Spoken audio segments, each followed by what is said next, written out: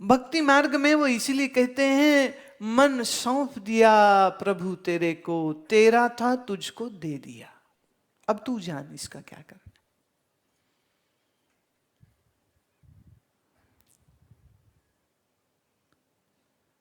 Right?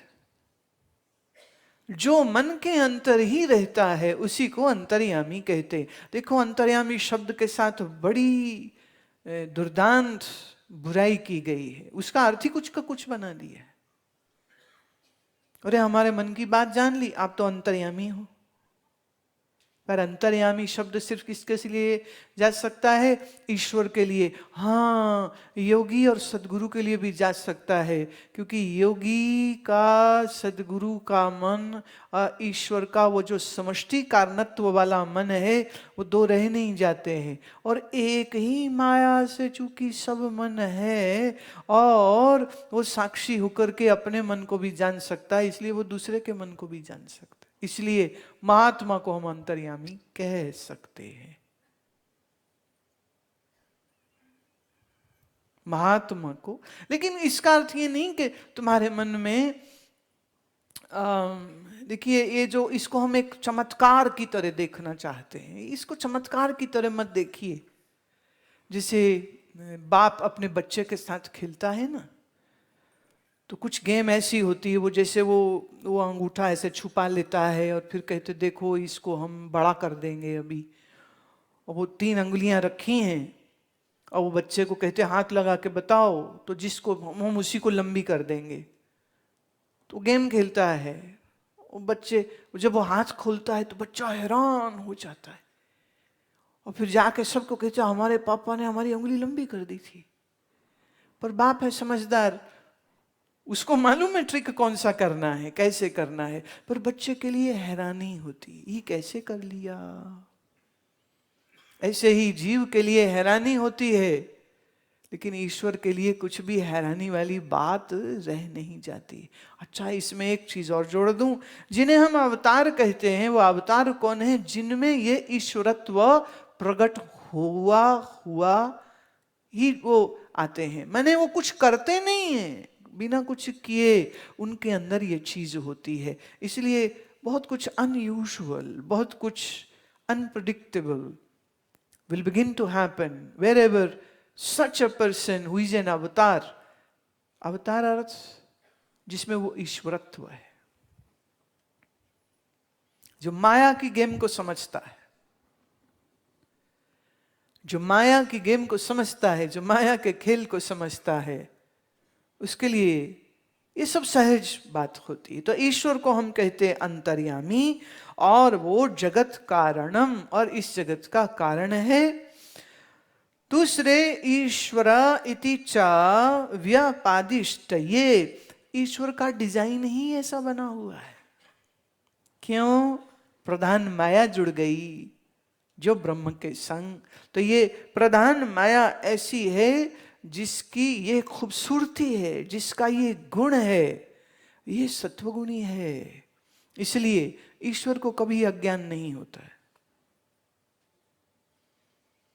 अज्ञान माने अंधेरा और सत्वगुण माने प्रकाश।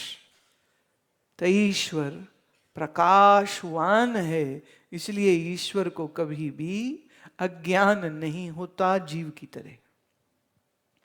देखिए हमारे भारत में राम हैं, कृष्ण हैं, इनको हम ईश्वर का अवतार मानते हैं, ब्रह्म का नहीं।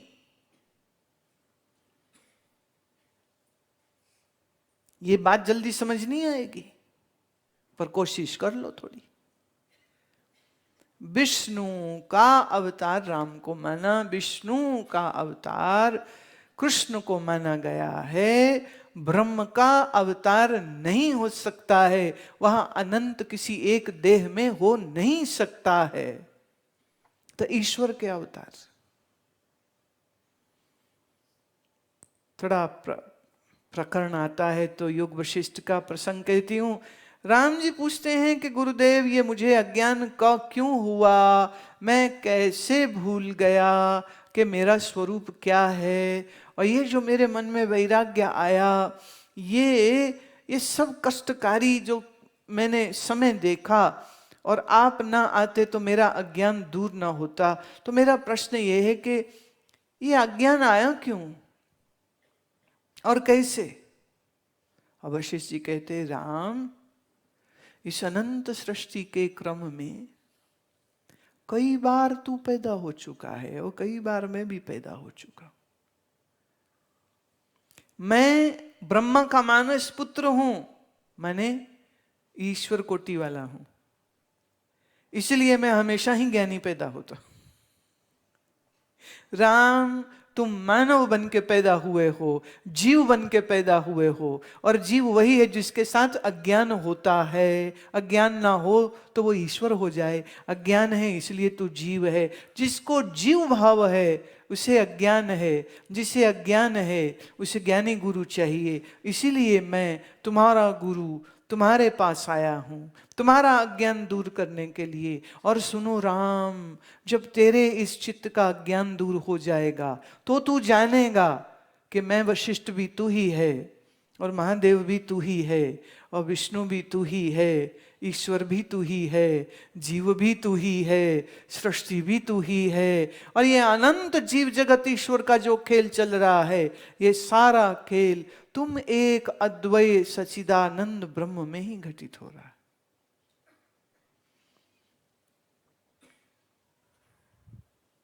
ईश्वर के अवतार होते हैं, ब्रह्म के नहीं।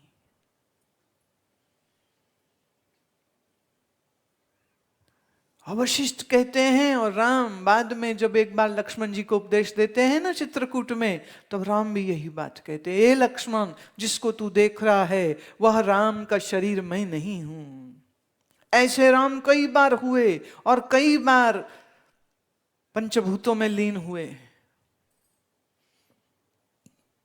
लक्ष्मण ने पूछा था, राम, अरे मेरे बड़े भाई, जरा समझाओ तो, हम जाते हैं ऋषियों का दर्शन करने, ऋषि तुम्हें नमस्कार क्यों करते? तो फिर राम कहते हैं, जिसको तू जानता है वो शरीर में नहीं हूं, जो मैं हूं वो मैं जानता हूं, और जो मैं हूं ये ऋषि जानते हैं। इसलिए मैं मानव रूप से इन ऋषियों का आदर करता हूं, ये श्रेष्ठ हैं, और ये ऋषि मेरे में वही सच्चिदानंद अद्वय ब्रह्म ईश्वरत्व को देख करके वो मुझे नमन करते। तो गेम चल रही है।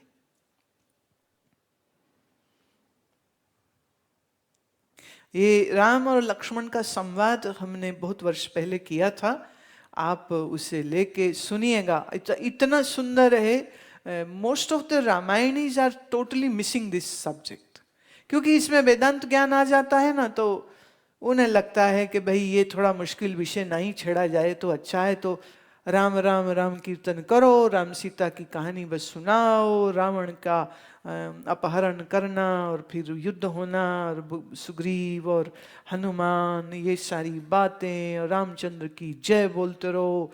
लेकिन ज्ञान के जो प्रसंग आते हैं, काकभुशुंडी जी का जो प्रसंग आता है, शिव और पार्वती का जो ज्ञान का प्रसंग आता है, जो प्रसंग राम और लक्ष्मण का आता है, इन वेदांत ज्ञान के प्रसंगों को अक्सर रामायणी जिक्र भी नहीं करते। करना चाहिए। मैं स्वीकार करती हूँ राम की कथा बड़ी प्यारी है, पर सिर्फ राम के कुंडल ऐसे हैं, बाल ऐसे हैं, चमड़ी ऐसी, आंख ऐसी, इसी की बात काहे करे जा रहे हो? राम का निजानंदमयी स्वरूप कैसा है वो भी तो थोड़ा बोल दो। काहे शरीर के पीछे पड़ गए हो तुम? देह भाव में न जियो, ईश्वरत्व को पहचानिए। तो वाह वाह। तो जो ईश्वर है वो कहते हैं व्यापादिष्ट, ये उसका डिजाइन ही ऐसा है। अब सकल अज्ञान अवभास कत्वात, ये सारे अज्ञान का जो समूह है, इस अज्ञान के भीतर चमाचम प्रकाशमान जो है उसी को ईश्वर कहते, उसी को ईश्वर कहते। जो माया में आभासित हो रहा है, आभासित मैंने रिफ्लेक्शन जिसका हो रहा है, माया में जिसका रिफ्लेक्शन हो रहा है। और याद करिए, आप सूरज के रोशनी को शीशे के टुकड़े में डालो और वो शीशे से एक तीसरी चीज बनती है जिसे हम कहते हैं लिश्कारा। तो जो जो लिश्कारा है ना वो बड़ी स्पीड से, क्योंकि जितनी तेजी से शीशा घुमाओगे उतनी तेजी से वो भी घूमेगा, और सीधे सूरज थोड़ा देख ले तो शायद उतना कष्ट ना हो, पर किसी की आंख में वो लिश्कारा मार दीजिए तो आंखें चुंधिया जाती। हाँ, तो ब्रह्मा आंखें नहीं चुंधियाता, ईश्वर चुंधिया देगा। अर्थ ये है। ब्रह्म तो शांत रूप अस्ति भाति प्रिय, सबके भीतर बैठा है, अज्ञान कारण का आधार अधिष्ठान। पर ईश्वर में क्या है? चमक। क्यों? उसमें सत्वगुणी माया भी जुड़ गई ना, तो सत्वगुणी माया और ब्रह्मा, ये दो के जोड़ से जो हुआ उसी को हम ईश्वर कहते हैं। मुंडक उपनिषद में ईश्वर की व्याख्या मालूम कैसे दी है? मुंडक उपनिषद कहते कौन है ईश्वर? कहते यह सर्वज्ञ सर्वविद, जो सर्वज्ञ है वह सर्व में जो रहता है वह ईश्वर। अच्छा एक बात बताओ, जो जानता है सो चैतन्य है, जो जाना जाता है सो जड़ है। इतनी बात समझ आई? जो जानता है सो, और जो जाना जाता है सो जड़ होता है। तो यहां इस जड़ मन को किसने जाना? चैतन्य ने जाना। और तुम्हारे जड़ मन में क्या है ये किसने जाना? तुम्हारे चैतन्य ने जाना। तो जानना सब जगह चैतन्य का होता है और किसी का होता ही नहीं। जड़ जड़ को नहीं जान सकता, जड़ को चैतन्य ही जानेगा। तो हर मन के अंदर जानने वाला है या नहीं? एक ने पूछा महाराज बताओ हमारे मन में क्या है? महाराज कहते हैं ये महाराज का जो मन बुद्धि है वो नहीं जानता है कि तुम्हारे मन बुद्धि में क्या है, पर तुम्हारे मन बुद्धि का जो दृष्टा चैतन्य साक्षी है वो जानता है कि वो तुम्हारे मन में क्या है, और वो जो दृष्टा साक्षी तुम्हारे मन बुद्धि का है वो मैं ही तो हूं।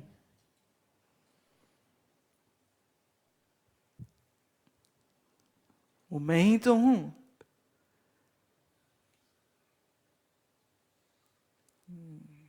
जानने वाले दो तीन नहीं, मन अलग अलग होते हैं, पर जानने वाला एक ही है, चैतन्य एक ही है। बात थोड़ी सूक्ष्म है, कईयों के पकड़ में नहीं आई है, पर इसमें आपको ही धीरज धरना होगा। और मुझे हैरत होती है कि कैसे तुमने भगवत गीता नहीं सुना पढ़ा हमारा, कैसे आपने विचार चंद्रोदय को सुना पढ़ा नहीं है। ये तो बड़ी आवश्यक चीजें हैं और आपके स्वाध्याय में होनी चाहिए। खैर, ये जो बोल रहे हैं ना हम, इसको संभाल के अपने वो अमृत वर्षा एप्लीकेशन में आ जाएगा, आपको मिल जाएगा। फिर उसमें बार बार सुनना, जो चीज आज समझ नहीं लग रही और सुनते रहोगे, वेदांत वचनों को सुनते रहोगे, तो थोड़े समय, महीने या कुछ सालों के बाद जब वापस सुनोगे ना, अरे इसका मतलब तो ये था। पुनः पुनः मनन और श्रवण करते रहने से ये जो पेच हैं वेदांत के, ये तब खुलते हैं, ये एक ही बार में नहीं खुलते। एक बार में खुलेंगे सिर्फ उसके जिसका मन एकदम पूर्ण रूप से अधिकारी है। और प्रिय भक्तजनों, आपको पता है कि आपका अधिकार है या नहीं है? हम कुछ नहीं कह रहे, तो चूंकि अधिकार नहीं है इसलिए नहीं समझ लग रही है।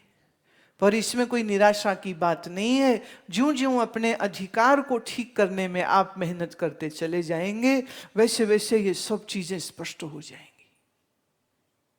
मुश्किल नहीं है। जैसे आप कार चला रहे हैं और बारिश होके हटी है और एक बस निकली आपके पास से और उसने सड़क का कीचड़ वाला पानी ऐसा उछाला और आपके गाड़ी के शीशे पे लग गया। अब आपको दिखना बंद हो गया। क्या आप अंधे हो गए कि शीशा मैला हो गया? तो गाड़ी रोकिए, शीशा साफ करिए, तो फिर से दिखने लग जाएगा। तो इस समय माया रूपी बस ने अज्ञान रूपी कीचड़ वाला पानी तुम्हारे मन पे मार रखा है। हम सामने साक्षात पर ब्रह्म ज्ञान दे रहे हैं पर आपके समझ नहीं आ रहे, तो मन के शीशे को साफ करिए। आप अंधे नहीं हैं, आप अयोग्य भी नहीं हैं। अयोग्य कौन है? मन। और आप मन नहीं है, इतनी बात समझ लेना। कोई रोने लग जाओ, हम तो किसी योगी नहीं है, हम तो किसी योगी नहीं है। चीखे मार मार रोने लग जाओ, हम तो किसी योगी नहीं है। नहीं, मन जैसा भी है वो तुम नहीं हो। मन तुमसे भिन्न है, मन तुमसे अलग है। जैसे पहने हुए वस्त्र शरीर से अलग होते हैं, ऐसे ही ये शरीर और मन तुमसे अलग है। तो हम बात मन की करते हैं कि अधिकारी नहीं है या है, तुम्हारी नहीं कर रहे। तुम तो नित्य शुद्ध बुद्ध मुक्त ब्रह्म स्वरूप हो। अरे हद हो गई, तुम कैसे अधिकारी? तुम्हारी ही तो ये सारे वेद तुम्ही को गा रहे हैं, ये सारी वेद की ऋचाएं तुम्हारी स्तुति गा रही हैं, तुम्हारी ही तो स्तुति है।